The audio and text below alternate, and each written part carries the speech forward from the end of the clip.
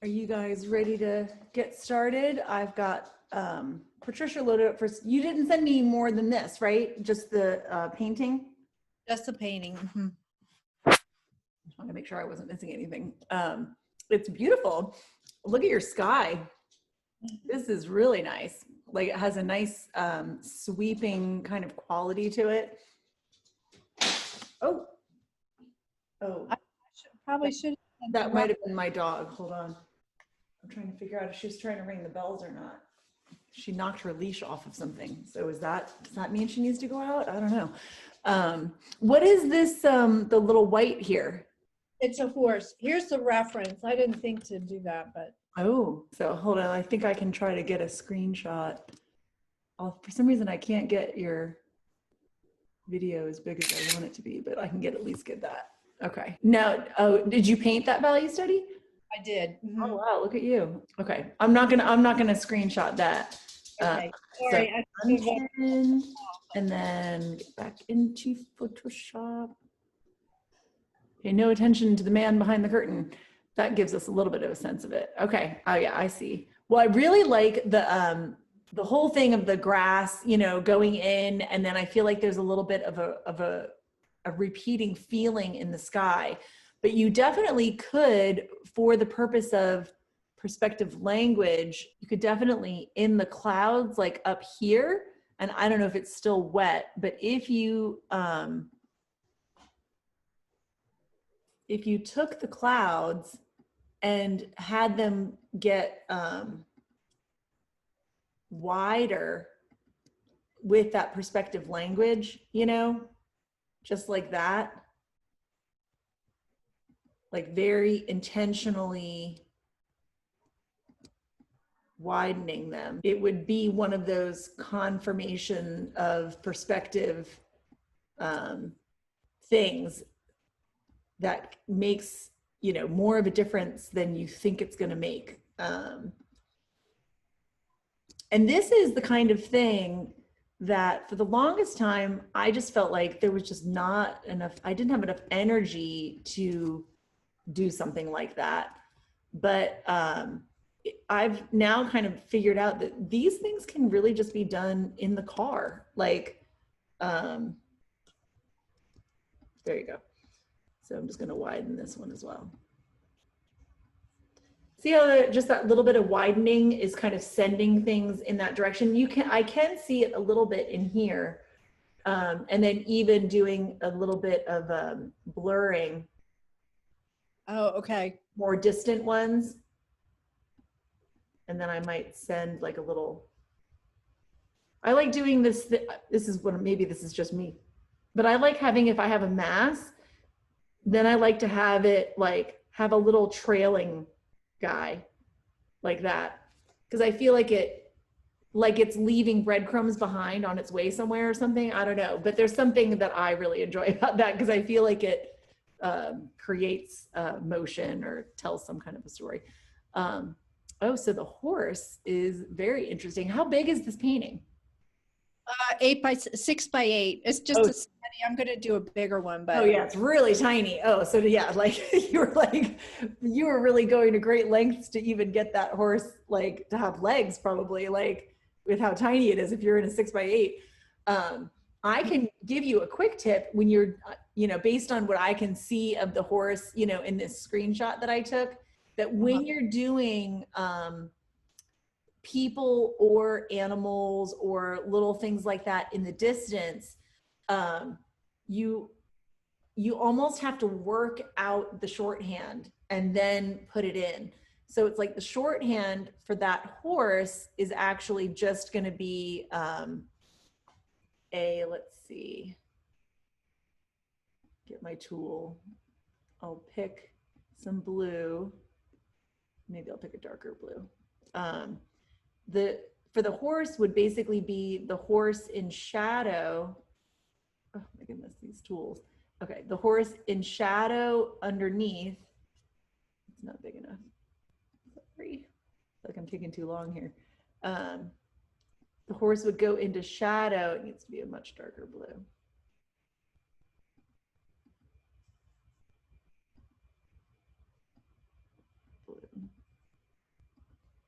ooh, that's way too.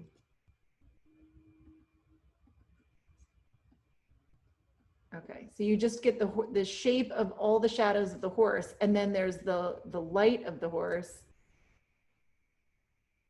here, and then the head only, like as little globules. This is the kind of thing that, and little globules end up reading as horse-like more than when you separate out the legs. And it's the same with people, like when you're doing people in a plein air scene, very often, if you just have little triangles with floating dots, is a more effective person than if you try to add things like legs and arms to them. So you almost have to kind of figure out the secret shorthand. And the people who really know that shorthand are architectural illustrators. Because they will do an illustration of their building design and then they have to populate it. And so I would try to look those kinds of things up, and you can see these really great shorthands for people, animals, you know, just what is sort of the essential shape from a distance. When I am going to include something like this in a plein air scene, I will break out my sketchbook and I will try with my pencil the little shapes that I think are going to make it. And I'll like take a shot of the animal and look at it in my phone. And then I'm in my sketchbook trying to like see if I can figure out what is the most essential shape that will communicate it, and then only paint that, but still with the light and shade on it. Okay. Yeah, this is actually pretty cool. You're doing that thing here where you've got the like the rough and then it's smoother in here. You probably just need a transition note, like the halftone in here.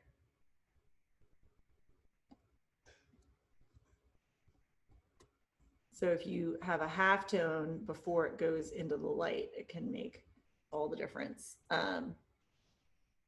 Halftone here before it goes into the light.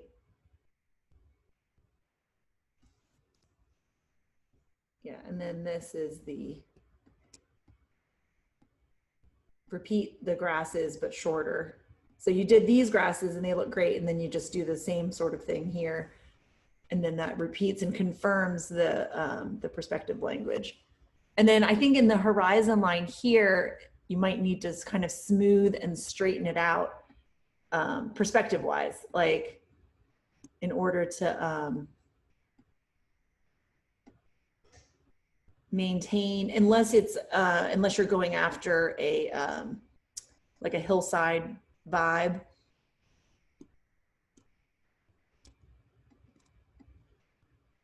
Sort of straighten things out because they get because of the way that things get smoother as they go into the distance. I like the design of your tree though. Look at this. That's a thoughtful tree. I feel like you were thinking about things when you were looking at this. Like I see like the shape, and you know, I see the bowing out, and it looks like the leaf shapes that you put on, they feel like they are the culmination, you know, of some of these branches and things like that. So, and then when you go in on your big study, this tree can get interrupted by this, you know, with some kind of a blur thing.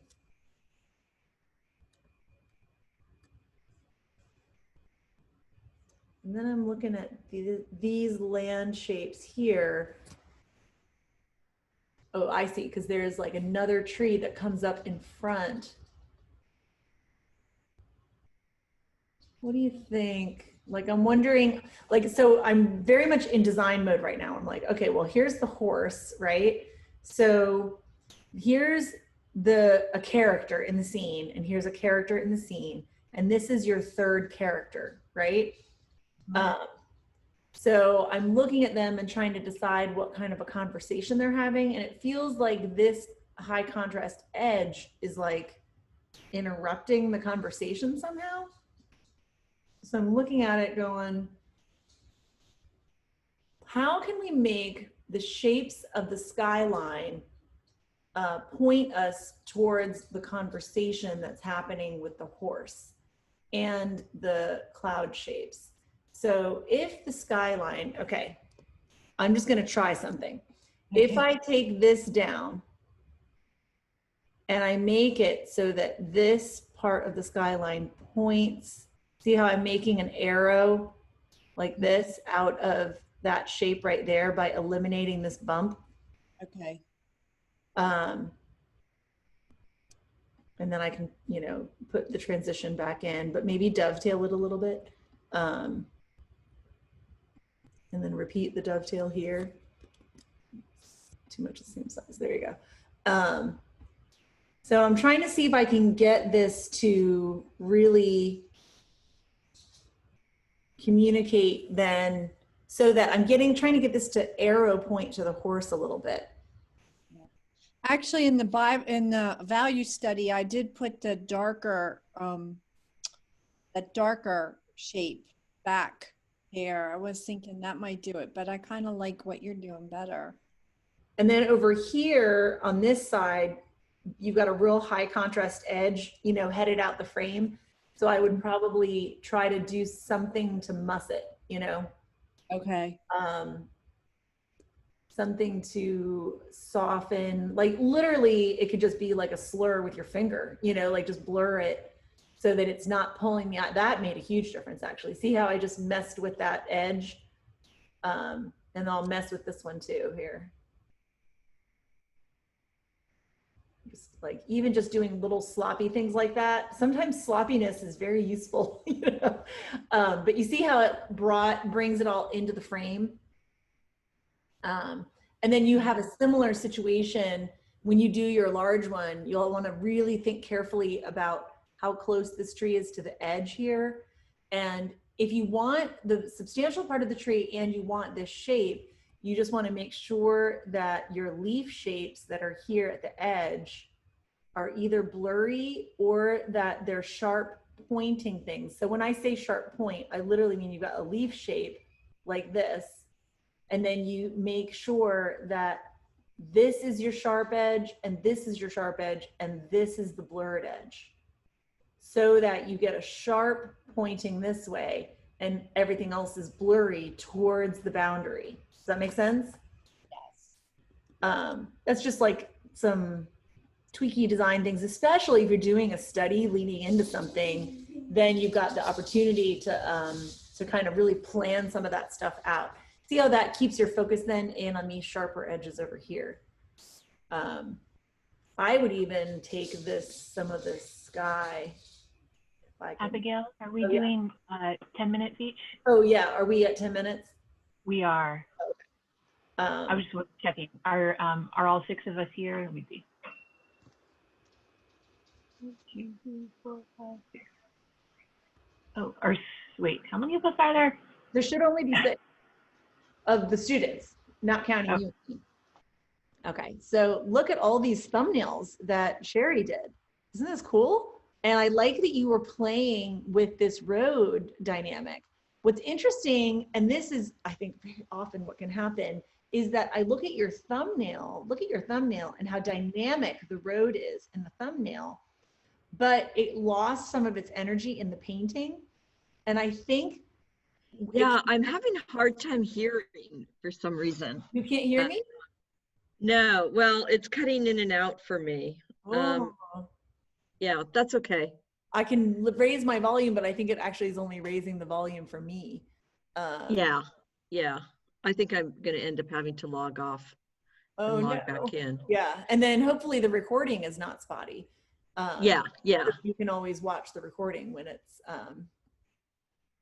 when I have edited it. Yeah. Hear the missing. I can tell you that picture up in the left, I don't remember how I found it. I think I was doing an internet search on atmospheric perspective, but then I wondered, did I see it on the Berkeley Gallery because you had sent out that link? But I thought it was it's not that I loved the image, but I felt like it was kind of like a blank slate for the exercise. Yes, it is. Yeah, and I thought it was kind of odd because you don't see landscapes like that very often.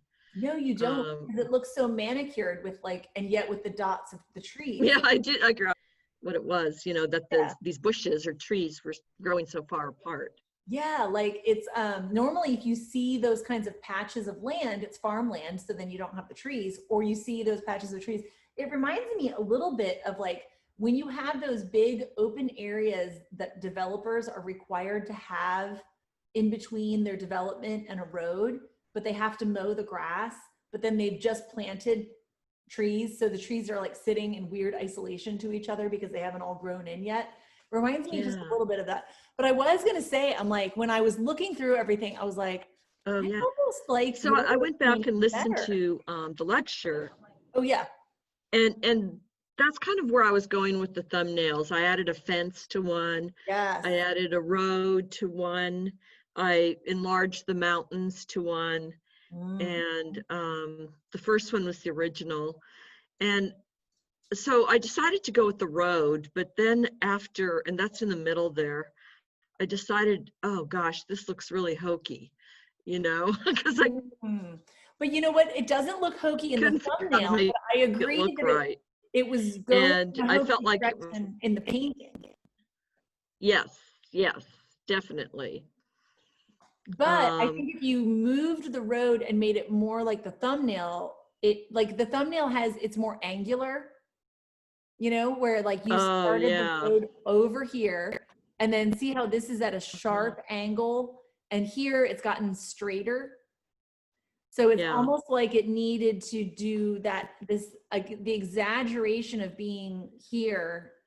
But I wonder, like, if you made the decision to move it over because you saw this was going to the corner here. So you thought, oh, I need to move it so I don't have something going to the corner. But you can actually, I wonder if I could, thumbnail. 4. Oh no, it's not, I'm not the thumbnail. I need to look at the painting. Painting, black and white. This is the first draft, right? Or first draft painting? Yeah, that was the first draft. Okay. And what I did was I took it in Photoshop and did what you do, kind of like I got rid of the I tried to change the shape of the road. I started, because there were a lot of things I could tell were off. And so I started, finally I just took the road out. So I'm moving the road over like And this, I thought, like you had it. Isn't that interesting? Yeah. Like, Yes. And then immediately changes it, doesn't it? When I move it over like that. And Right. And what you can do when you have this, you are already doing one of the tricks where you're like, oh, I'll just put some tufty grass there, you know, and so that is actually a pretty effective trick. But you can also widen the road even further so that it actually exits up here. Yes. That's another trick. When you're placing roads in the landscape, there's all kinds of design dilemmas that come into place with where the things are. But this is also really cool. And you've got like, I really like the sort of optical shift thing that you've got with the orange underneath and then that sage green kind of on top, I think is very, very effective. But of course, I'm a sucker for that kind of stuff too. But I'm like, as I zoom in on this one, and I like it that you do these, I like the value studies because they definitely do, they show you different things. It's amazing. Now here, they do. You know what really surprised me is that that bright green in the front is the same value as the darker in the middle. oh yeah, middle section. Yeah, but this is a good example of like really clean color and then muddier color going back and that being enough to read as distance even without a value shift. Yep. I was in all of my readings preparing for this color talk, like one of the things that, I was on some deep dive with it, but they have made some recent kind of discoveries when it comes to color that even though as artists, we really enjoy separating value and color, that that our brains, that color has a more important role than was previously thought with our experience of volume, like form modeling. So, which of course, I mean, as a color geek, I was super interested in that. But so Yeah. that it's like just doing everything with value. You can do everything with value, but you are missing some of the potential tools. The only thing I would say is to watch out for this yellow here.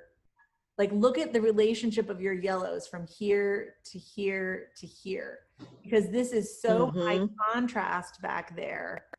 And then this feels so yellow, although I don't believe, it does look lighter than this, but I almost want it to either have a more of a color shift from the greens. Like, I wonder if it had more blue shift in relationship.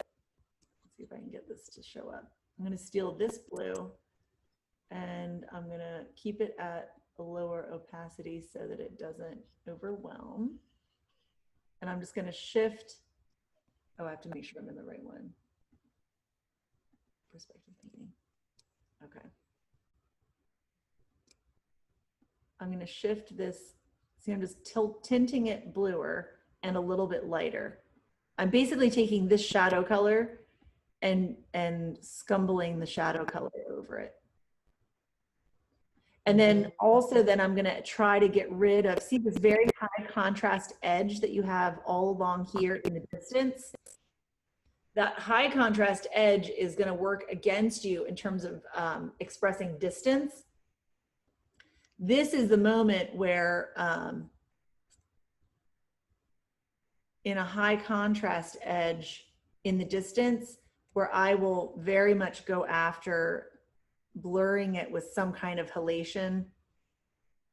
I will, if I see a high contrast edge back there, especially when looking directly at it, but I know that I can't have that be my sharpest edge, then I will see what it does. See how it puts atmosphere in it?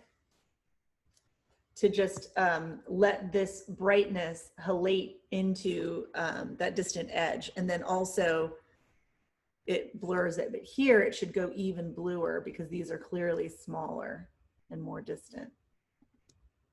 So I'm stealing some of that blue and just carefully, and I'll just, instead of halating this one because it's so far away, I'm gonna just dull it slightly with a little bit of purple. There you go. And then by dulling this one over here too, it gives you a glow point over here.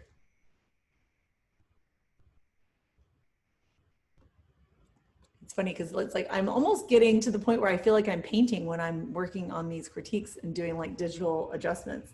So now I'm like, oh, look, I could take this orange. This is exactly what I do when I'm painting. Like the thoughts that I am saying when I'm critiquing myself, I do these same things. And then I just go all over my painting doing these kinds of things. So I'm just taking that orange and I'm gonna let this bright light glow, eat its way into this right here, just a little bit. I have to design these shapes, big, small, medium. And then you look at it from further away and see how it's looking. But I like it. I was looking at your paintings, I was looking at your reference, and I was like, I think I like her paintings better than the reference. Like, not that I want to, say anything bad about the reference, especially if they show in the gallery that I'm in, but I don't know who that person is. But I really like your layout here, and maybe it's like a more, even though this feels like it has maybe more contrast, this feels a little bit more holistic. I do think that in your foreground shapes here, you do have them bigger, but I would go bigger yet again. Like go after an even bigger brush or a larger blur. Abigail, that's time. Is that time? Like I'm trying to get a sense of, can you see this when I'm moving it? Do you see the shape of the brush? Okay. So I want you to just get a sense of like just how big a shape I'm talking about wanting this to be. because how big the brush stroke is can also say that perspective language. So see how just in the front, I'm making sure that I don't have any of these small strokes, but only great big ones. Just in the very, very front. Okay, And then it confirms it, you know, all over again. okay. And if I want to add a glow around the mountain, which I was trying, In the sky? would that be a yellow or I'm right above the mountain between the sky and he has a little bit of one, I He think. does. It looks more like a red pink to me than it does orange. Oh, I see. I would Okay. probably, based on your painting and the color of this yellow, because you've gone much more yellow and this person has kept it more in the blues, I think I would try a yellow. I wonder if I take the exact yellow that you have in there and I put it into your sky like Okay. this, and then I let it transition warmer a little bit.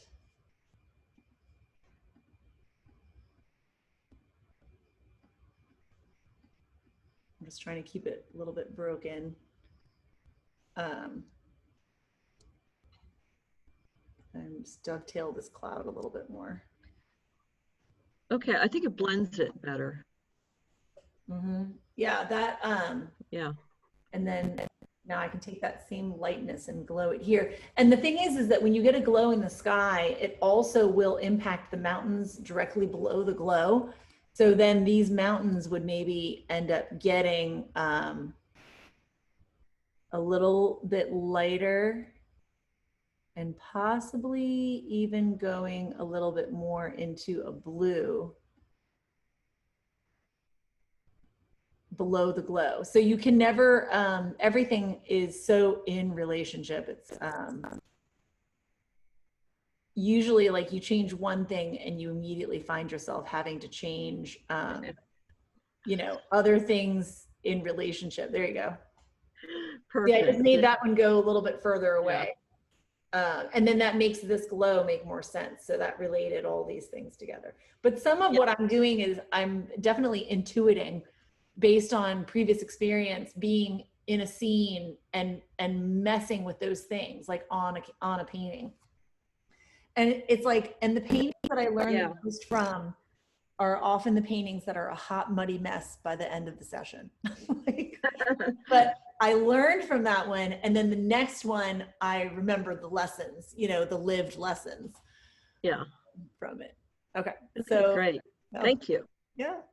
So now we're looking at Kathy, and she had a cool, she took the same scene that she's been painting. Now, did you paint on top of one of your previous paintings, or is this a fresh painting? Yeah, it's a new painting. New painting. But And it's larger.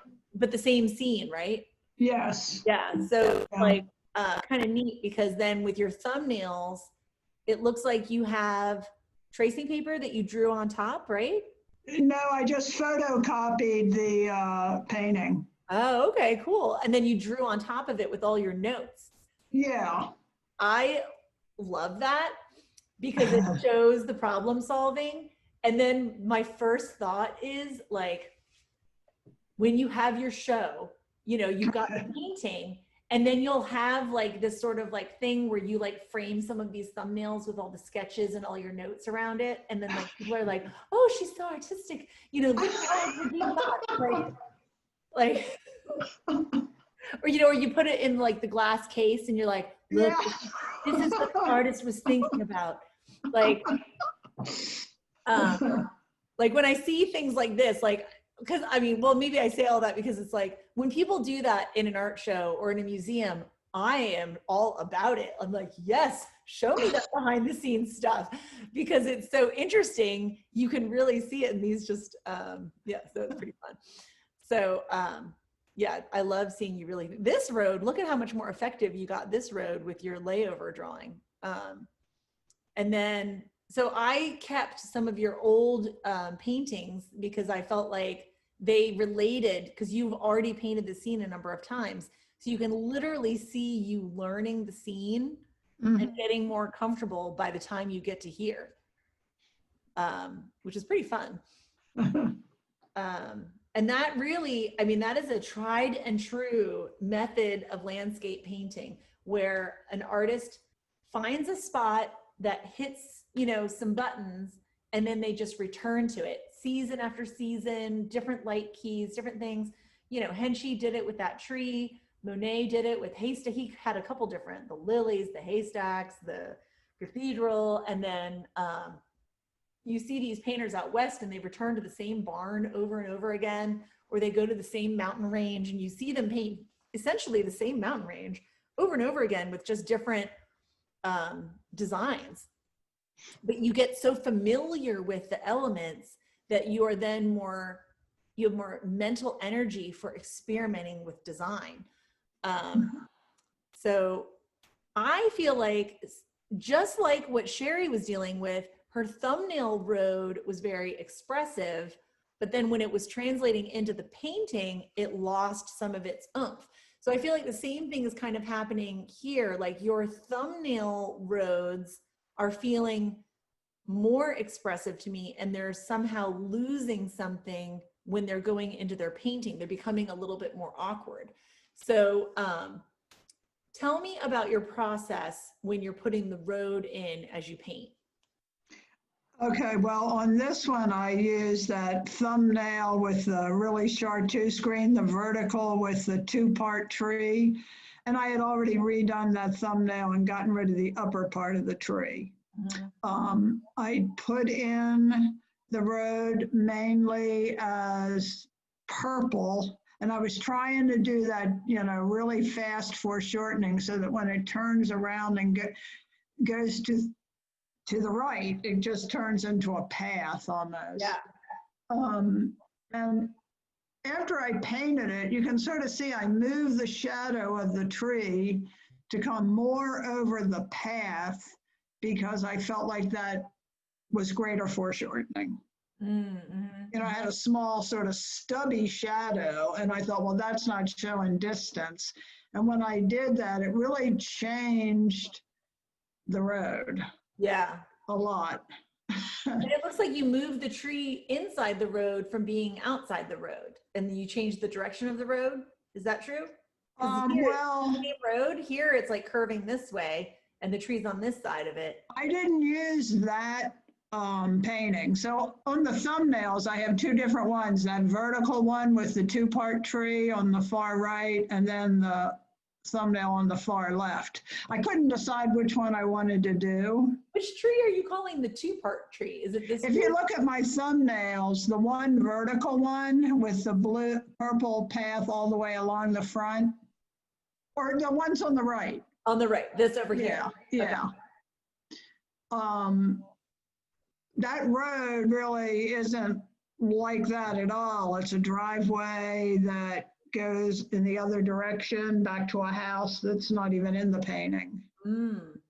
So I've been messing with the road the whole time. Yeah, that's great. Okay, so let me just show you, because I really like this thumbnail right here is actually very effective with the road. Okay. But you're not doing the exact same thing over here. So let me see. I'm going to show you. Let's see. Which thumbnail is this? Thumbnail. Oh, hold on. I can tell if I do this. Okay, it's the other one. Okay, so now I'm going to.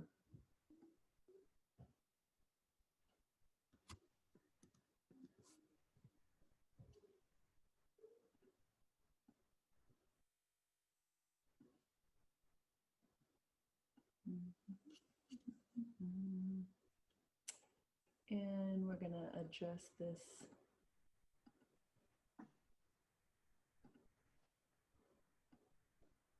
Oops, I don't like it when it does that.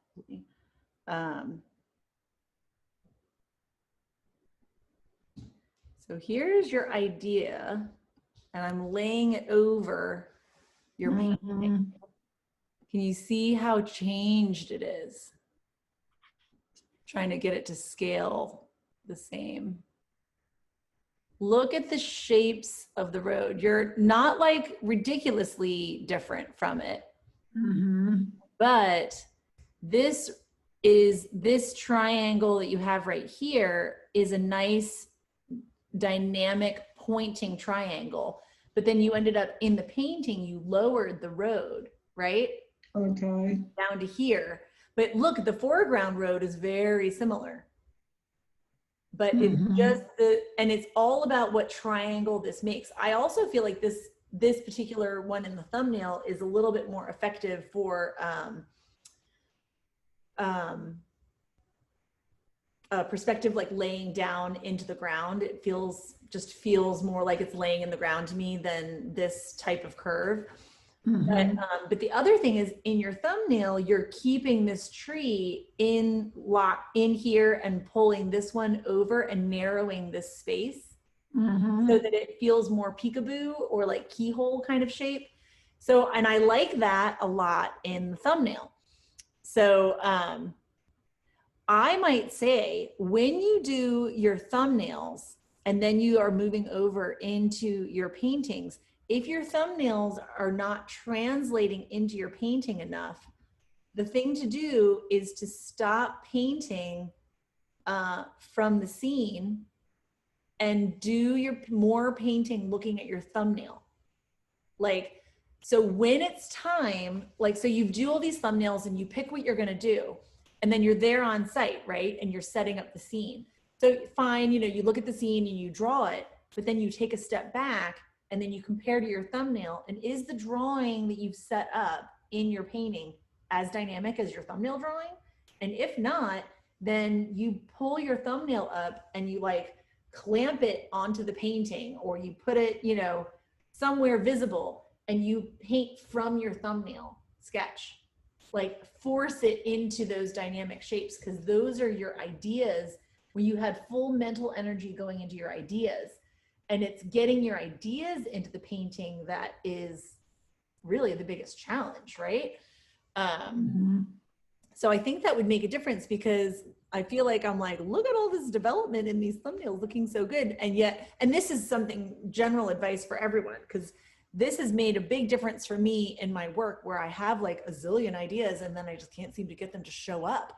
And when I, at certain point, let go of the tyranny of the model or the tyranny of the scene, if you guys are familiar with that kind of a phrase, and just really force the idea to show up, like I just made it happen, and then boom, all of a sudden, and then once you've made the idea happen, you can go back into looking at the scene and pulling, reference points from it. I really do like seeing these bits of grass that you put in the foreground. I feel like, oh my goodness, they are doing such a good job setting the scale, saying, look, this is how tall the grass is. This is foreground grass. Like, to me, it's doing a really good job of setting up the foreground. I do think that your shadow color from road to grass needs to be more different, so that the grass should not be such a similar color to the road in shadow. I'm trying to think what I would change. I'd probably be inclined to change the road color if I had to change a color. So I have to do a different painting.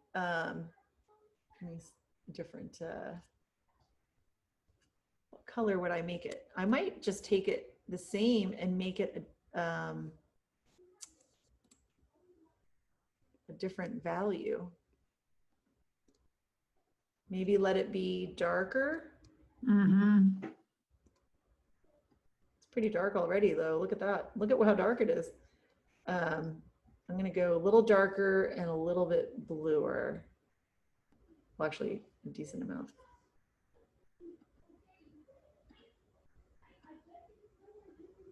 And I'm just gonna do the tree shape, like the core shadow, not the whole. And then here, this really foreground grass can be darker than this grass over here. Uh-oh, I hear fighting in the distance. There are children fighting in the distance. I hope you guys. We hear laughter. Oh yeah. That's, yeah, you can hear my laughter instead. Yeah. So see how that's setting it up even,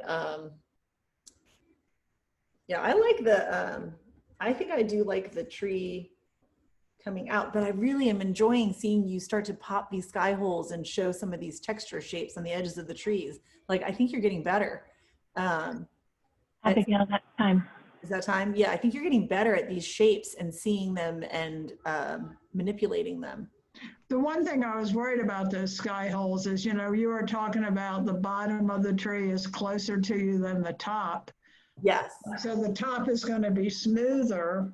Mm-hmm. And it's like, how do you get the right balance? If you can see on my thumbnails how rough the tops of those trees were Yeah. originally. I know, right? Yeah. It is a tricky thing to coordinate those things, but I see you doing it though, because look, this is very undulated, and then these tiny holes are so, I think it's coordinated in this case. And here, I think that feels coordinated. Of course, once it sits actually on the ground, you don't get such an undulated shape. But I'll do a thing where I think about like a big clump of foliage, and then I try to make my next clump, smaller and smoother or something. Like, I'll do things like that where I feel like just engaging with it, and then it comes more naturally every time. And once you start thinking about those patterns, you start seeing them more readily in the landscape, and then getting a little bit more natural and intuitive when you're putting them into the scene itself. I still think this could go bluer. Okay. Like, I think you need to start really breaking out your exaggeration tools with those distant land masses. Just go for it. Just say, what would be the most cliche distant blue that I could possibly put in here? And just like, just see what happens. Like, when I was there and I was like, oh, I'm just gonna make everything purple, and just see what happens. That's too pale. Oh, here, well, maybe if I just reduce the opacity, I can get it. But there you go. See, I'm bluing it. See what's happening.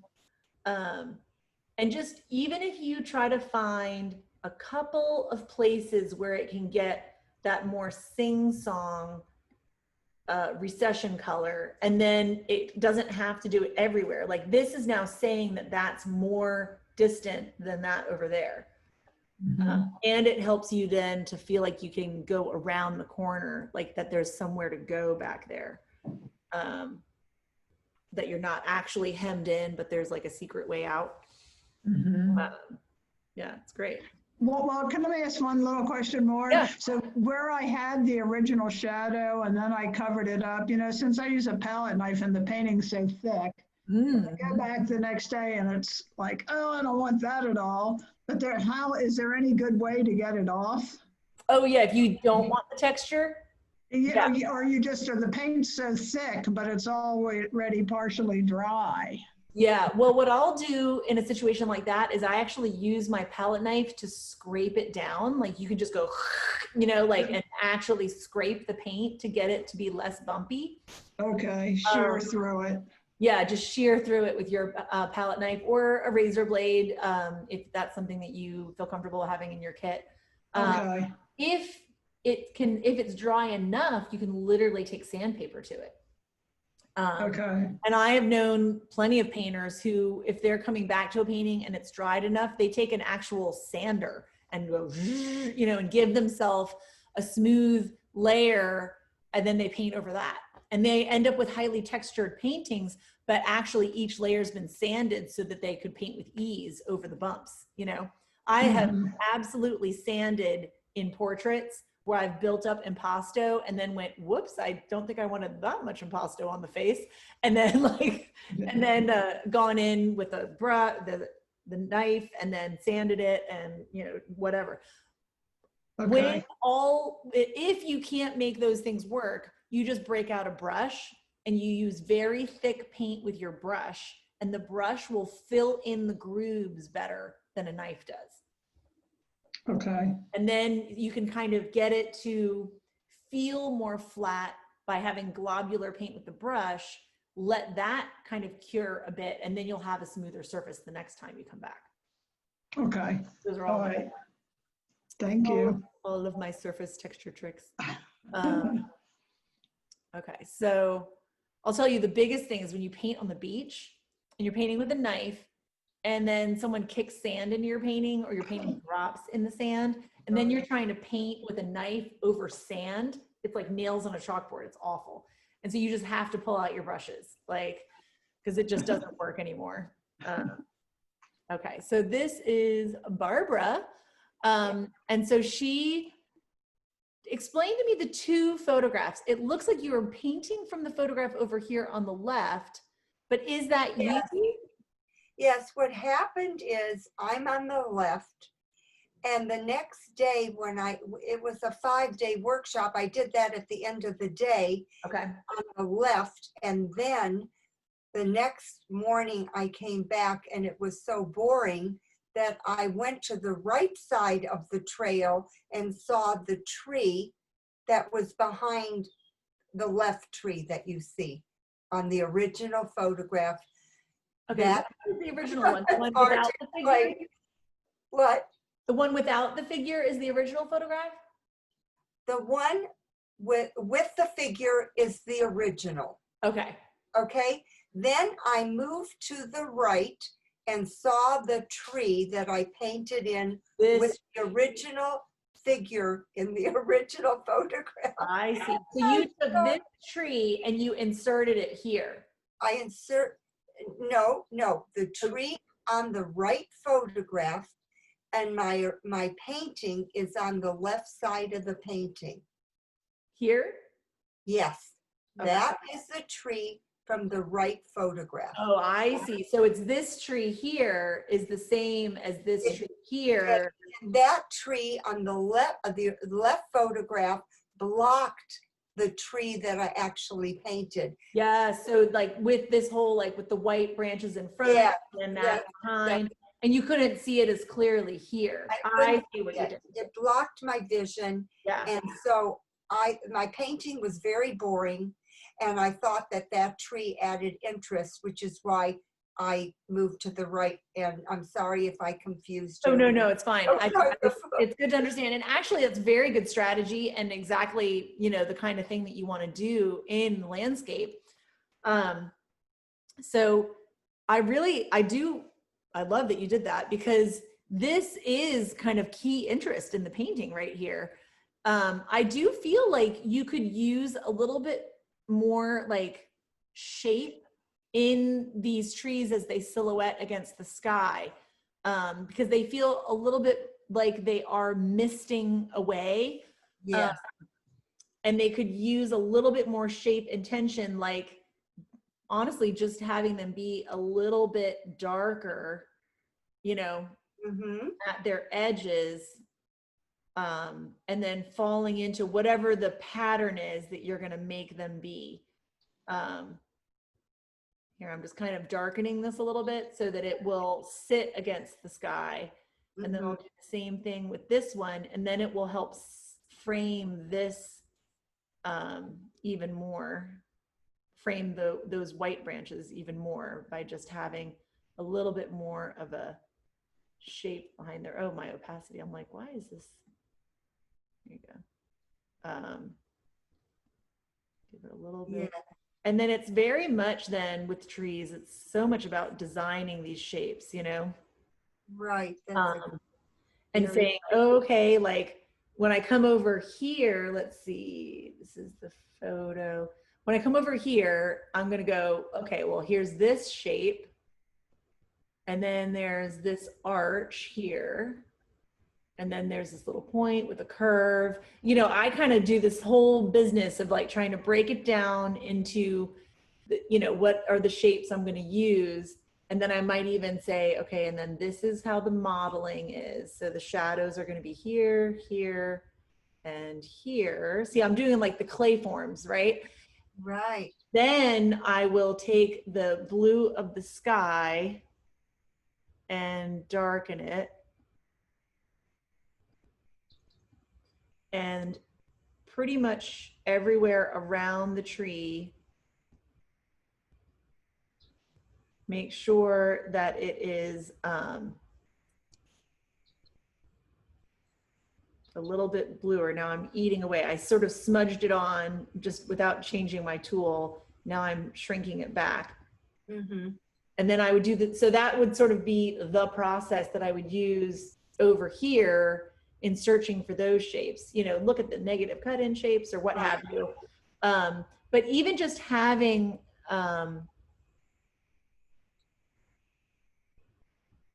this shape going against the, can I darken that a little bit? I'm taking the blue in your sky. Yes. I just want to shift it. Oh wait, I'm not in the right layer. There you go. There it goes. And I'm just going to kind of have it just in this spot. See how I can make this? I made it with blue or like a blue purple, but I'm having the sky contrast itself a little bit as it approaches the tree instead of it just being a green edge. So it will read as softer. It will read as a more of a blurred edge, which is what you want, you know, with a tree against the sky. But then it will do, you know, kind of those optical illusions that that sky holes have, but also on the edge of the tree. When I was painting with Tommy Thurmond, he was coming up to me and I was trying to, you know, do the color trip on a landscape, which is actually much harder to do than painting it on a still life. And he was like, don't forget that there are 7 layers of halation off of the trees going into the sky. Oh my gosh. I know. I was like, oh my gosh. Like, I'm like sitting there with smoke pouring out of my ears, just trying to see one color floating, Right. you know, above these like trees. And he's like, and I'm like, 7 layers, like, you know, and it all have to be their own distinct mixed color. Like, what is this insanity? But I mean, it really is, it's just an example of being very extreme in a discipline. And then, you know, and how much, once you've been really disciplined, you really reap the rewards with a lot of freedom, you know, for many years after. Okay, so I'm doing that same thing. Okay, so the other thing that I wanted to say was I think that you need a bigger shift in the shadow. Like you've got really great light quality happening out here, this orange yellow compared to these shadows here. But the road definitely could be in a stronger shadow relationship. So I think this, am I in the right thing? Yeah. I'm trying to color pick it so that I can make the adjustment. Very often these kinds of roads, like dirt roads like this, when they go into shadow, they tend to, this, I don't believe this photo. Those shadows tend to be more in like the blue purple because it's almost like a white, Mm-hmm. you know? So I'm going to go with this purple and just keep the opacity low. So I'm just pushing it towards purple is my plan here, without making it bright purple. So I'm going to push this towards purple, and you can see it become more like shadow. Well, maybe I'll be more aggressive than this. Mm-hmm. There you go.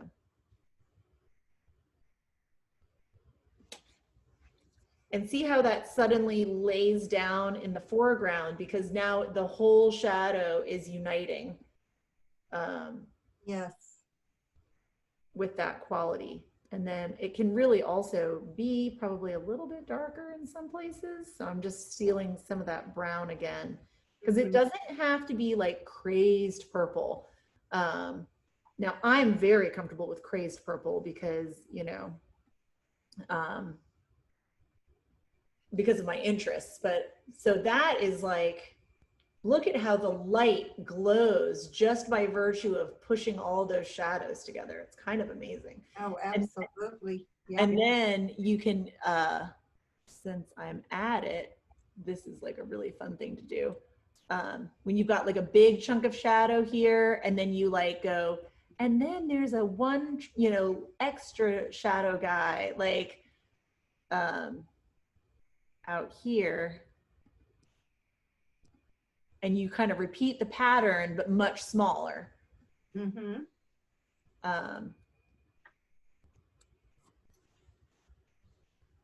Yeah, that's really a fun. If you got like a really great scene set up here, and then it's just a matter of kind of pushing, it's a push pull ultimately, because you've got everything is like right there, just like pulling your shadows together and then corralling your tree shapes to have just a little bit more substance to them, like in terms of definition.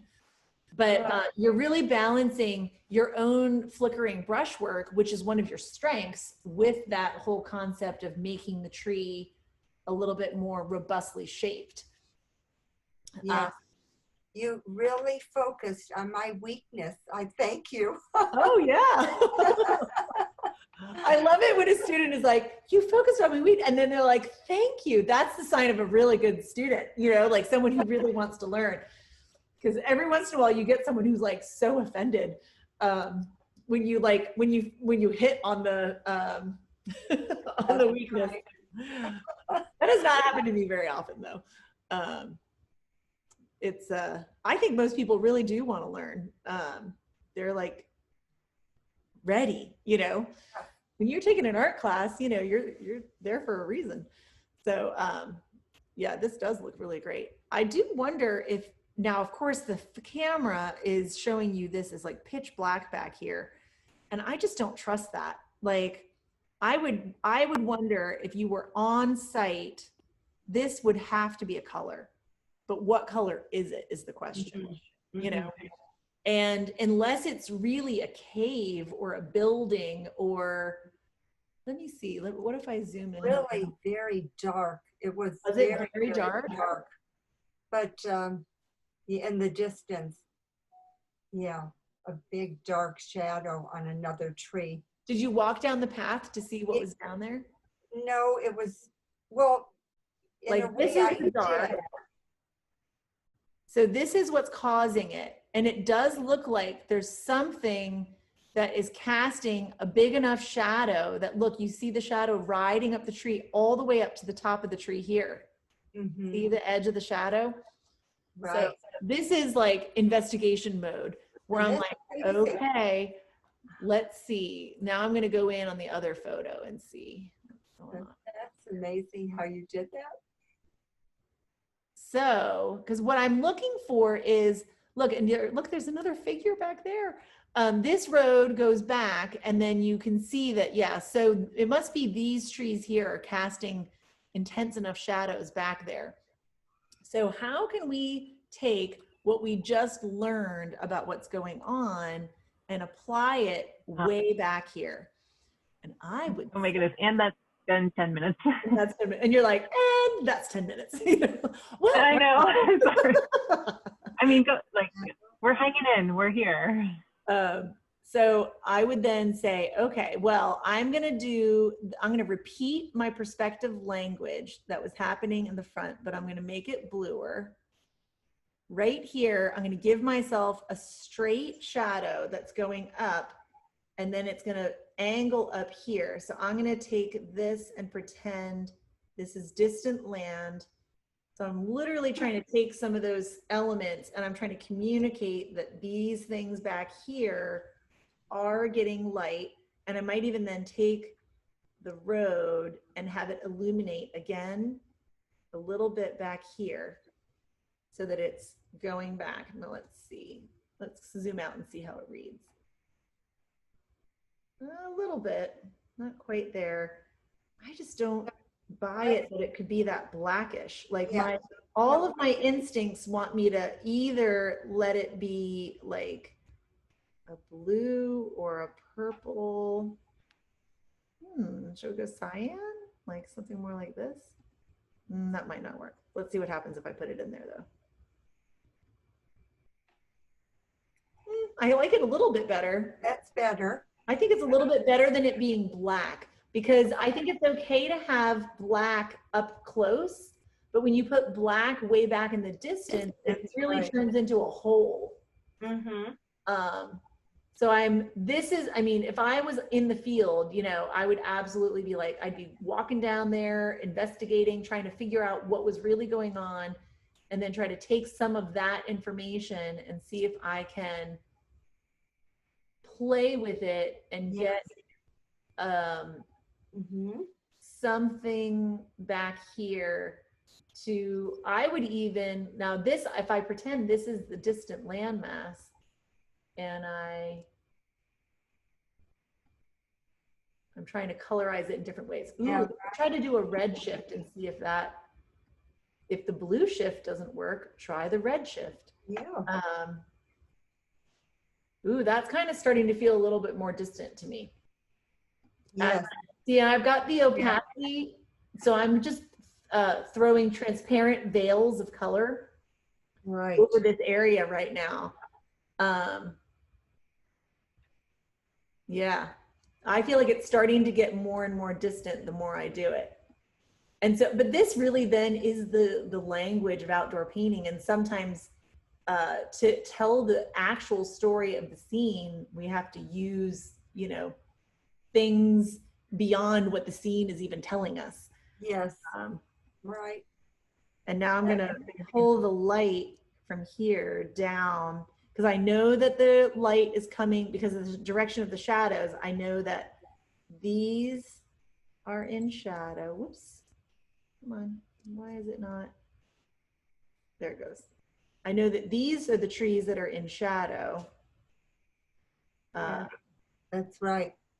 And so I would just start exaggerating according to the light and shade. This is actually still life thinking now. Taking this tree and saying, okay, well, these are then in shadow, and then they're casting their shadows going this way. And I'm just thinking about it just like a still life. And then these are the ones that are catching light. There you go. Now it's going back. Whew. Oh, I was not going to be satisfied until I made that thing up in space. I'm like one of those dogs like that you have to like use the jaws of life to crack them open, you know, when they've bitten something. I'm like, I will make it distant. But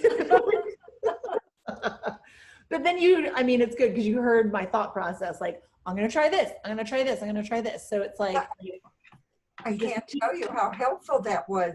oh, Your good. thought process. That was great. Yay. It's so hard to paint when you see so much around you, Yeah. and to zero in on something. Oh, I know. It really is so real, isn't it? Like it's overwhelming. The landscape is overwhelming. And so we then have to, like, we just have to have tools to help us to corral and organize it. Right. Thank you so much. So this is, Mary has 2 paintings, so she's super high achieving. She adjusted her painting from last week, and I think she really made it better. And then she also did this sunset painting, which is really cool. Now, were you painting, did you paint the sunset from the photo, or did you start the sunset looking at the sunset and then finish it from the photo? Well, I remembered the sunset, and I painted it from the photo. Yeah. I couldn't paint it. It was getting too dark. Yeah, you know, it gets dark very quickly. It's hard to even see then. Yeah, that gets very, yeah, but I feel like you really made this painting has more space in it than it did the last time when we first saw it. Like, it feels almost like the water is starting to lay itself down more. Like, these grasses in the foreground feel more foreground to me. Yeah, I feel like you're definitely like making progress. The only other thing I might adjust is to make the yellows that you have in this, in the trees up here, like shift them to be different yellows from the yellows in the grass. Like, Oh, you yes. know, like darker, greener, redder, just something that will separate them or distinguish them from the grass colors a little bit. Okay. Like here, I could probably steal that grass color and do it. If I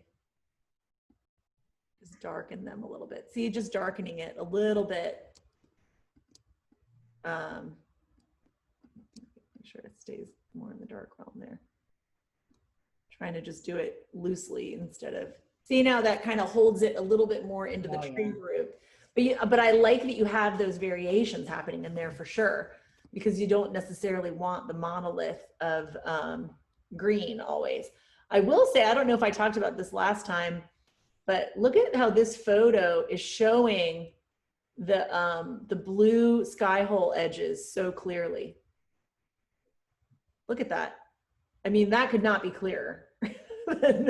Then, I mean, sometimes the cameras will really catch it. See how all of those leaves that are, all of these leaves that have sky all the way around them that are shifted with blue because of the light eating around them. And so then they're all these like blue edged things inside these sky holes on this tree. And you can even see here how it's like green. And then here where this light can eat around it, it's all of a sudden not as green. It's gone to like a blue, purple, brown kind of vibe, almost similar to what's happening here, right? Let's color pick it. I'm so excited. Let's find out. Okay, so this is the color of the distant land according to the photograph, right? Not necessarily according to our eyeballs. Let's show it. That's the color right here is the color of the distant land. Now let's look at the color very close. Did you see that? Mhm. So that's the color of the distant land. That's the color of these lacy trees as they went up against the sky. So very revealing, right? Just a little bit darker, in fact, than this. So that's kind of confirming some of the things that we were talking about, how things can get lighter as they go back. Okay, so let me look at the sunset that you've got here. Really nice because it does have a nice feeling of glow, and I'm especially impressed with this particular green here. I feel like is really working in the harmony of things. It has that quality of like getting hit by whatever the artificial light is that's, you know, triggering this. It really feels like that. And this water feels nicely related going all the way across. I think that the distant land here in the camera absolutely is going to show it as like blackish, but you can see when it goes even further back how it becomes more into this sort of purple magenta world. So when you're working from a photograph, you end up stealing the pattern, dark, a little lighter, and it's dark, and then it's getting actually more colorful as it goes back because the sky is so colorful. So things are homogenizing as they go towards the sky and becoming more like the sky. So I would then say, keep all this as dark as you have it, but just take, you gonna let me do it? I'm gonna pick the purple and make your distant land a more purple thing. Oh wait, am I in the right? There you go. I have to make sure I'm in the correct layer. I need a smaller brush.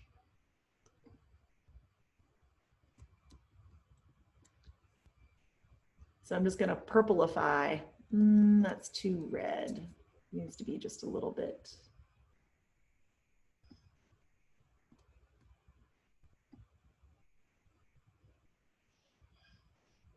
More like that, I think. And then I'll just keep it pretty transparent. So I'm just tweaking it in that direction. See how I'm just tweaking it? Tweaking it from blackish to magenta-ish, but still dark. And it will just read a little bit more sunset-y.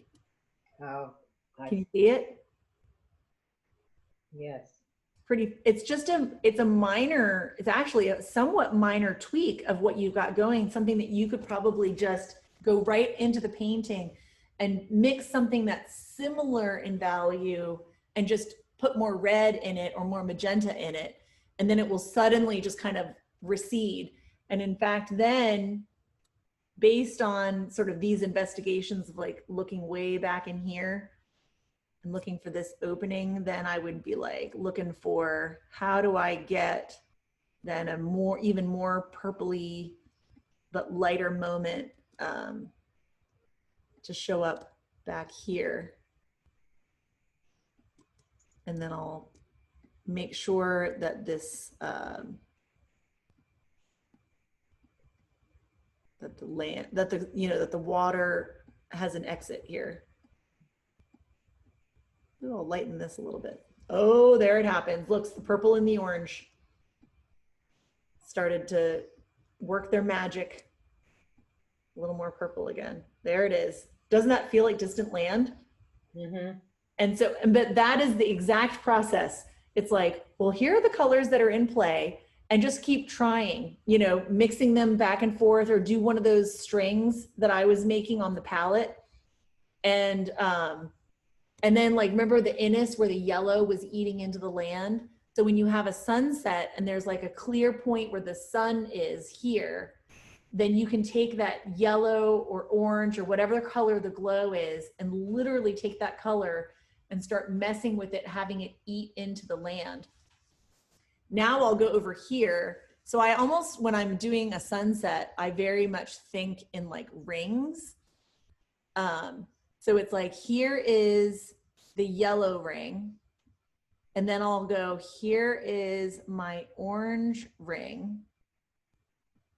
And then here is, what color is it? It's like a weird off, like orangey purple. And then things are getting darker and muddier and possibly bluer out on this ring, okay? Mm-hmm. That's the pattern. Now I'm not super overt with it, but I do then say, and you're already doing something very similar, because look, you've got this ring of yellow, and then you've got a ring of then it getting a little darker and a little darker. So I would just maybe take this part out here and push it a little bit darker and bluer in that ring. Oops, I was raising the opacity when I wanted to raise the brush size. Here. I'm just bluing this a little bit, which is also going to darken it. I'm then going to go ahead and bring that bluing down into the water, even a little bit into the orange glow that you have here. And then I'm also going to take whatever this color is in the grass here, and I will also blue it. So, and it can be, it'll sometimes end up being very subtle where I'm doing these rings going out. It's almost like a vignetting, but but showing that type of patterning seems to really enhance the glow of the sky, where you're showing how the dome of the sky reflects down into the land. Yeah, this is really, and look at your patterns in the tree here. Very nice. And you know, this is tricky stuff when you're like really light paint, really dark paint, you know, trying to do these sky holes in here. Wow. I was thinking when you were giving your lecture, I wish I'd heard this lecture before I was working on all my greens. I know, right? Oh, I know, all the greens, it's so crazy, right? Yeah. Although when you have things that get silhouetted like this in the sunset, you have a shocking amount of leeway in terms of how far you can go away from green. Like you can really, when you have things silhouetting against a colorful sky like this, even if you can see them as green, you can go like full purple, you know, you can, or totally brown, and it will work. It's almost like shocking. You can do, although really, I was thinking of some maybe magenta or something. Yeah, look, I'm just doing, it's exactly the color I'm just doing on here just to show how you can what's interesting is then when you paint landscape and then you start looking at other people's paintings and you realize the stuff that they're doing, and it feels like, well, you must have to be so bold to do that. I have that experience every time I go to a museum. I'm like, what? Like they barely painted that. Or this is so simple. Why can't I paint it this simply? You know, like it's just, or I'm like, they left that completely out and I would have felt like I had to include it, you know? So see, like I just made it all purple. And then especially when you go away from it, you're like, well, I mean, that does feel like a plausible sunset. But with sunsets too, especially if you are really enjoying the scene, you could do studies like that boat painting where you try it with like a purple lean and the silhouetted trees, try them purple, try them blue, try them brown, like, and you almost can start to get a read of like what aesthetic of color you enjoy. Like there are people who really enjoy a color aesthetic where most things are neutral and there's only one really brilliant color element. And there are other people who enjoy everything to be very colorful and there are just a few neutrals to support it. And so I sometimes even look to my own like personal sense of interior design to help me look at my paintings and go, well, what are my actual aesthetics? Like, what is it that I enjoy? Do I like things to be a little bit edgy, or do I like things to be very calm? Or do I like, that's something like you almost are also searching out when you're painting, is what do you like the look of? Like I have a student that we figured out over time that she just loves contrast. And so if a painting didn't have enough contrast in it, she was never going to love it. Like, and that was a huge and very important revelation in her art journey. Okay. So Abigail, that has been, that's time. Oh, okay. Thank you. I was just straightening out that little line of land right there. Very fun. Well, it's really great to see you guys. I feel like I can actually see the progress from like when we started 4 weeks ago. I mean, it's just so exciting. Like to see you guys using these ideas and see it like, you know, showing up in these paintings. Okay. So this is, Thank you very much. Oh yeah. Thank you. This is Sandy, and this is, what was the name of the artist? Because this is a really, it's Franz Bischoff. yeah, Bischoff. it's a really cool painting. Is this a California painter? Yes, he is. Yeah, it's a fun one to choose. And then look at her thumbnail. I was just doing perspective. I know, but I love it. Like that thumbnail is actually just interesting as just a straight up abstract design. Doesn't it read as very interesting? And then I did this in advance so that it wouldn't take too long. So I prepped this.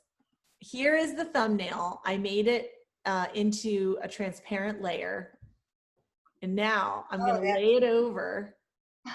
Look at how accurate. You are really close.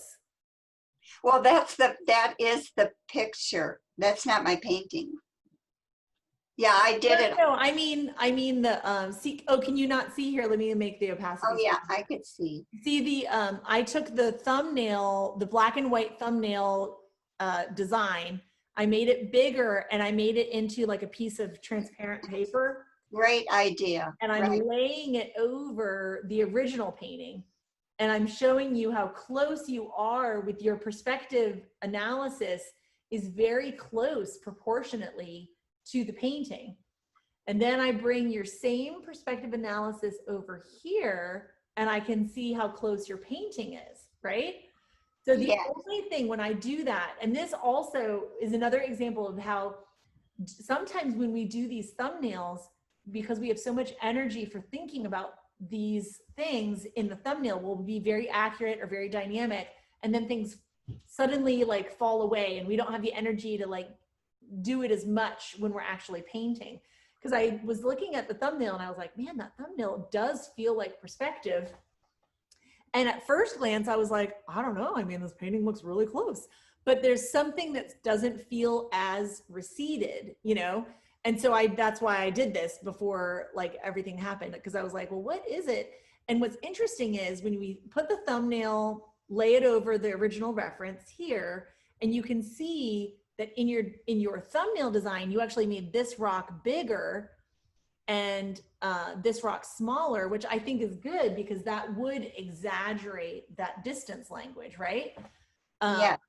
Mhm. But it's actually more than his original painting. But when we came over here, when you were doing it on your Oh, painting, yeah. you didn't do it as much. And in fact, this distant rock got even bigger. And so, so you're like right on the path, you know, of really doing these things, so close. But I would give you then that same advice that I was giving out earlier of if you're doing these thumbnail designs, really take advantage of them by occasionally working on the painting from the thumbnail instead of from the reference, because you can just see things so much more clearly. Yes, the diagram is. Yeah, the diagrams are so effective. Because I painted it on 11 by 14 using acrylic, and I was doing it very quickly. And I sort of got lost with all the crevices and rocks. Yes. Oh, I know, right? The crevices. I mean, it is, painting rocks can get very confusing very quickly. Why is it not letting me grab this? I just want to grab the, oh, I'm in the copy. There it goes. Okay. I was just going to put that, well, I kind of do want it though, but I wanted to be able to grab it and just pull it down. There you go. That's what I was supposed to do. Okay. So one thing, when you are getting sort of lost with rocks and things like that, that's where a thumbnail design can really serve you well. And also other kinds of analysis, like with rocks, you can do a similar like perspective analysis of like, you know how we did those weird like analysis shapes of like clay-like shapes of the foliage bundles, you know? That same thing can happen then with rock formations, where you kind of try to analyze some kind of a perspective shape. See how I'm making this like a curved thing here? Yes. And then it has this kind of perspective shape. I'm making it like more organic, the way that I make foliage shapes, like those clay-like organic shapes. And so if you can find a way to see it in a really big way, and then this just casts a big shadow like this, which then confirms some of those shapes, that can help you to stay organized over here. Like that's just my best advice for, you know, keeping undulating forms organized, is to find a literal perspective shape that they can be corralled into, or a rhythm line that they can be corralled into. And then every time you're working in that area, you are thinking about, am I confirming that rhythm? Yes. But of course, you know, easier to see when you do it that way. I know. It's like, and it's easier to see when you're not the one doing it and you have a fresh eye and you're looking at it, you know, on a computer. But look at your values are actually very nice with the water to the rocks and all that kind of stuff. I feel like that's reading really well. You darkened the sky a little bit, but I like it. Yeah, it is. And then, but this is the troublemaker in the scene, is this distant rock, where it definitely has gotten, it's gotten too dark. It got too big and too dark. So it's like this, here, I'm just gonna lighten it. Just lightening those distant darks is gonna, see how they push back in space a little bit? Kind of incredible. I'm only lightening them a little bit, actually. Gosh, that's amazing. I know, right? I'm constantly shocked by these things myself. Like I do them and then I'm like, oh, well, I better do that in my own work more often. Yeah, look. So all that immediately kind of pushed that rock back. But I do think, well, this looks like watercolor, so I don't think that you're gonna. Acrylic. Yeah. Oh, acrylic. Oh, it's acrylic. So, well, you maybe could go over it, but it's like, Like if it was an oil painting, I would be like, yeah, pull, you know, the sure. white of the clouds down and like reduce the size of, Well, I could still adjust it. Yeah. I feel like if you reduce the size of that rock, Mhm. it would go a long ways to, and then if you got this, see this receding triangle shape on the top of those rock forms there. Yes. If you could get that shape to show up as a top plane for this rock, Yes. Much better. yeah, it would really, I'm just gonna, oops. Oh dear, I got rid of the whole thing. Yeah, just getting that one, because that's an important sort of perspective language receding shape. And then this, interesting, because then this upright plane is a darker color. It really is like a box in space, going up and down. You painted the water so beautifully. Really gorgeous. And then once you have those rhythms in mind, you can kind of undulate around the rhythm to get that kind of broken, rocky feeling. So it's just a matter of getting the rhythm sort of set up, and then undulating. And the form, you got the form better. Yeah, it's the secret form language. Now it's fun because you didn't know, I'm guessing that you didn't know I was going to talk about like a blue-red shift thing, but look at this painting, yellow and then pushing red here. And then, so it's like yellow and then pushing kind of red and then going to blue back here. And so, like his painting is doing it and you're doing it then in your painting here. But I think you could yellow this part up just a little bit then to confirm it like a little bit more in these transitions. Yes. Yes. It's fun. I mean, I see paintings like this and I'm just like, I want to come paint something like that. Like, look at how gorgeous the scene is. Like, it makes me miss California. Yeah, and then these shadows, interestingly enough, you see the shadow of the mountain and then the shadows that the trees are casting back here, he's has them as like really very similar, right? Yeah. This is clearly, this is a cast shadow off of, you know, these tree clumps. And look at how similar the color is to the color of the distant mountains. Yes. It's beautiful how you enlarge that.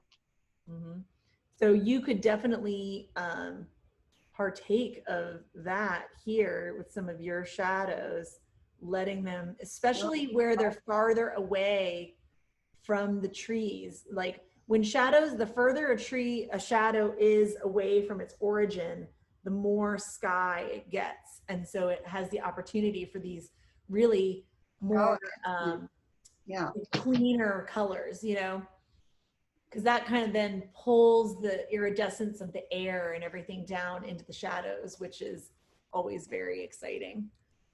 Oh my gosh, is it almost 5 o'clock? I guess we were late because we started chatting at the end of class and then.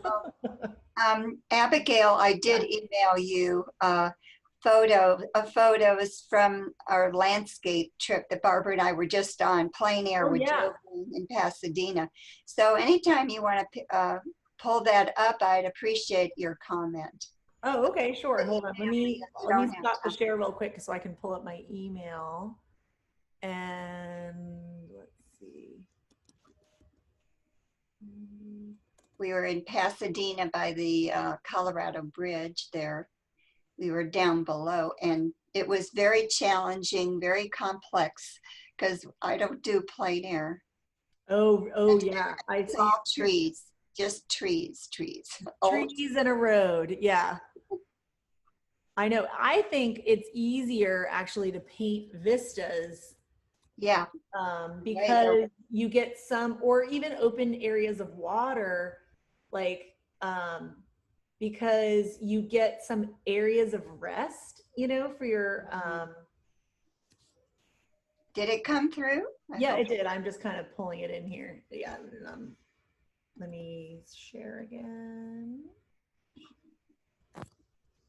Oh, it's dark, but that's it. No, it does. It feels like it. It came out very dark.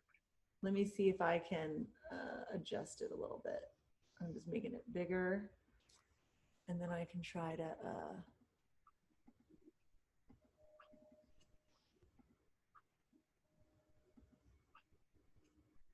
can you I see guess the if I sent them individually, it would have been better.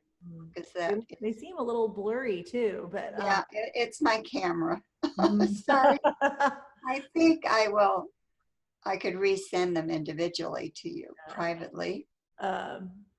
I think that But you get the feeling of it's a where little we better. are. Yeah, it looks like you got, yeah, I recognize it. The road I kind of recognize. Actually, it looks really pretty cool. Oh, they're so blurry. I'm so sorry. I didn't realize I it. can see your design ideas. This is really neat. This sort of tangle. That was a challenge. I did that the last day. It was very complex. Yes. Yeah. There were hundreds of branches. It was old twigs. And then did the teacher give like advice on how to corral like the zillions of branches like that, or? Well, he did do a demonstration. So we learned from that. And then the last day we had a critique. So yeah, there was just a lot of information. Yeah, I know. It's like, and then you have to try to assimilate all that information on site with like limited windows of time. The main thing I have to work on is my edges. So yeah. Well, and edges, well, it's hard to tell because everything's blurry. Yeah, so it's hard for me to see where you have sharp edges. They all look like, I'm like, I don't know, you've got like beautiful blurred edges here. yes. Although in a way, seeing them like this could kind of give you a sense of how effective things can be, even with everything very blurry. Maybe give you the courage to like super blur more things and be more selective with where you make your edges sharp. Because I mean, I'm assuming that you're like like the way I was and still probably am, and where it's like it's very easy for me to make sharp edges, and making soft edges is where I feel like I'm making tough choices. So that's true. So I have eventually kind of learned to blur everything that is at all possible to be blurred. Like if I can blur it, if I can find an excuse to blur it, I blur it. And then so that I make a really conscious choice about where those sharps are. And so, and then the types of blurs that I do vary. And so my, you know, the main blur is if the values are close, it's blurred, period. If the values are close, I'm just blurring it. And then if it's distant, yes, absolutely going to blur it at least a little bit. And then in other places, I don't know, are you guys familiar with Sadie Valeri? I'm not. No. She's in San Francisco. And she does like very classical still life, super highly realistic still life. And I learned from her, I just saw one of her videos, and she said in her video that, here, I'm gonna switch it to show me so you can see what I'm talking about. Am I spotlit? Okay, how do you spell her name? Oh, Sadie Valeri, SADIVALERI, I think. She's very active on Facebook. She had a whole atelier in San Francisco, but then ultimately couldn't financially, you know, make the rent make sense. So she, I think, is just teaching online now. But I would recommend her because I think she's an amazing painter and really good educator. But she described a technique of edge softening that I'd never quite heard, which was that she puts the one color field down and puts the next color field down, but then with her brush, you know how the brushes, they have these like bristles so that they have a little bit of a soft edge at the edge of them, right? So this is a brush, you know, with tight bristles. And then if I loosen up the bristles a little bit like this, think of my fingers as the bristles. So and then here's a field of paint. So she'll come in and just barely with one color, as she puts the color in, feather them in so they dovetail between each other as she puts the paint down, right? It's going Yeah. in like this, just to make sure that the edge is not truly sharp. And so it's just like as a technique of having a controlled edge, but controlling like a controlled edge, and like you can see that it's a line, but making the line just blur a bit. Is it like using a fan brush? Like using a fan brush, but she was actually doing it in the block in. Uh-huh. So it was like she would block it in like this. So if the line of paint is here, Yes, that's great. and yeah, Great. and I was like, oh, and I was trying it, and I was like, this is great, because you can actually just block in shapes of paint, and then as I'm bringing the two shapes of paint together to cover the canvas, instead of bringing them and then brushing it like this along the edge, I'm instead going like this along the edge and Yeah. making sure that I have at least a little bit of a softened edge, which gives me leeway then to choose a sharp edge somewhere else. Yeah. And it was just like such a great little practical piece of advice that I was like, yeah, I love her Yeah. now. Like, I mean, I love her just because her work is excellent, but I was like, you know, you're always looking for that one piece of very practical advice that's gonna like make the difference. It will. Thank you so much, Abigail. I love this, especially your color mixing today. I wish I had that before I went on this workshop. Yeah, I know. Good. Color Great. mixing, it is its own whole thing. But Thank you. I've really enjoyed, you know, our times together for critique. It's been really fun to get to talk so deeply about things and then see you guys engaging with it. So yeah, so I'll edit the video and send it out, and I'll, you know, have made some kind of decision about what I'm going to do next. So please email or communicate like the things that you're the most interested in learning, and that can help me to make some decisions. And then I think I'll do the same thing with the critique groups and just keep it to 6. I think more than 6 is going to be too much. Like, this seems like the right number. Yeah. Originally, I was said it was going to be limited to 8, and then at the last minute, I just shut it down at 6. So, Oh no. yeah. Can you imagine if we had 8 of us? There's no way. So how I think will that we was know good, when, Abigail. so Thank how you will we very know much. when you've decided? Will you send an email to us? Yeah, like I'm kind of challenging myself, saying that when I've edited the class video for today, and I'm sending the video link, that I'll announce in that same email what I'll do for the next class and when the next class session would Okay, start. perfect. So, Okay. Great. and then, so I usually try to turn the video around in a day or two, so that, you know, I need deadlines to operate, because otherwise things just don't get done. So that's my deadline, and I've said it out loud to all of you. So Yeah. Well, thanks again. It's been a wonderful class. thank you. Yeah. Thanks, Abigail. Thank you. Thank you so It was a much. success. Yes. Landscape Great was a critique. success. A landscape class online. Who knew? Take care. Okay, Take care. thanks. Thank you, Abigail. Thank you. Bye. Thank you, Abigail. Bye.